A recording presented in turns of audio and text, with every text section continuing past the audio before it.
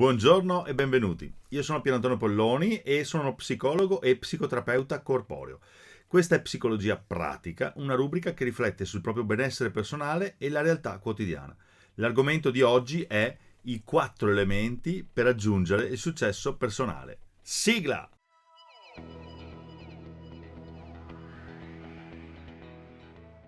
Tutte le persone hanno desideri e obiettivi che vogliono realizzare, ma a volte non riescono a impegnarsi a fondo per raggiungerli. Questo può generare frustrazione e la percezione che ci siano elementi esterni che impediscono di arrivare alla fine del percorso. In realtà però ci sono molte cose che si possono fare e le risposte sono tutte dentro di noi. La mente umana, infatti, è lo strumento più potente che abbiamo a nostra disposizione e se impariamo a usarla possiamo liberare il nostro potenziale. Per raggiungere ciò che comunemente identifichiamo con il successo sono fondamentali due cose: le modalità di comunicazione di se stessi alle persone esterne e il livello di successo che sperimentiamo dentro di noi. La realtà infatti non possiede un significato a priori, ma assume quello che noi decidiamo di darle. E allo stesso modo le emozioni non sono qualcosa che si manifesta a noi, ma qualcosa che creiamo attraverso pensieri e azioni fisiche. Le persone di successo sono quelle che riescono a raggiungere i propri obiettivi. E io sono convinto che questa possibilità non è destinata a pochi, ma è concessa a tutti quelli che accettano di seguire un determinato percorso. E io chiamo questo percorso i 4 elementi, i 4 elementi per raggiungere il successo personale. Vediamo il primo dei 4 elementi, che riguarda la definizione dell'obiettivo, che deve essere chiaro e preciso. L'elemento numero 2 è entrare in azione, provare a trasformare questo sogno in realtà. Non è detto che le prime azioni saranno quelle che porteranno al successo, ma strada facendo si può sempre aggiustare il tiro. L'importante è analizzare e comprendere le conseguenze delle azioni. Il terzo elemento consiste proprio in questo: valutare quali sono le azioni che ci avvicinano all'obiettivo e quelle che invece ce ne allontanano. E infine l'ultimo elemento, il quarto, riguarda la flessibilità. Dovremo adattarci per ottenere il risultato voluto, surfare sull'onda del caos. Nel viaggio verso il nostro obiettivo, tutti noi abbiamo sperimentato giorni in cui ci sentiamo al massimo delle nostre energie, le cose che facciamo ci riescono subito e abbiamo la sensazione che nulla possa andare storto. E allo stesso modo abbiamo sperimentato anche giorni in cui accade il contrario. Cioè tutto sembra essere contro di noi, gli eventi sono negativi e non abbiamo la possibilità di sentirci affatto bene. Potremmo chiederci, quindi, com'è possibile che avvengano queste due cose tanto diverse?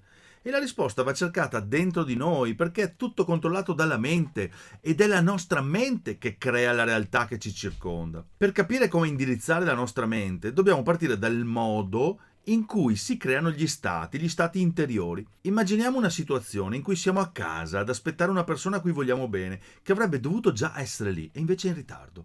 Non sappiamo per quale motivo sia in ritardo, possiamo occupare il tempo dell'attesa nell'immaginare diversi scenari. Per esempio, possiamo immaginare che abbia avuto un incidente, oppure che abbia fatto qualcosa di negativo che si ripercuote anche su di noi, come ad esempio un terribile tradimento. Il comportamento che avremo al suo arrivo sarà influenzato da questi pensieri. Ma come mai una persona si preoccupa e un'altra invece entra in uno stato di rabbia? Una parte di ciò che pensiamo dipende dalle esperienze passate, come ciò che abbiamo vissuto in famiglia, da bambini. Altri fattori invece sono fisiologici, ovvero la tensione muscolare, la respirazione, la nostra dieta anche. Quando siamo in uno stato di estrema tensione fisiologica è più probabile che i pensieri saranno negativi e che tenderemo a ingigantire i problemi, saremo catastrofisti. Quando invece il livello fisiologico è rilassato, siamo pieni di energie, è molto meno probabile che daremo sfogo a certi pensieri e il nostro approccio verso la vita e verso le altre persone sarà molto positivo. Ecco perché io sono oltre 20 anni che insegno yoga e dimostro che è possibile rendere il corpo più flessibile, così che anche la mente diviene più flessibile. Cambiare il nostro comportamento richiede uno sforzo che è possibile soltanto se abbiamo fede, ricordatelo. Credere in qualcosa, infatti, è il primo imprescindibile passo verso la realizzazione dei nostri obiettivi. Credere in qualcosa fa sì che quel qualcosa diventi reale e la costruzione del nostro cammino verso il successo parte proprio da questa consapevolezza che quello in cui crediamo è una scelta. La fede che abbiamo determinerà la costanza e il valore del nostro impegno. Ci sono persone che vivono in uno stato di totale confusione, senza riuscire a concludere ciò che iniziano. Fanno una cosa, poi l'abbandonano per provarne un'altra, di continuo così. Cosa c'è di sbagliato nel loro approccio?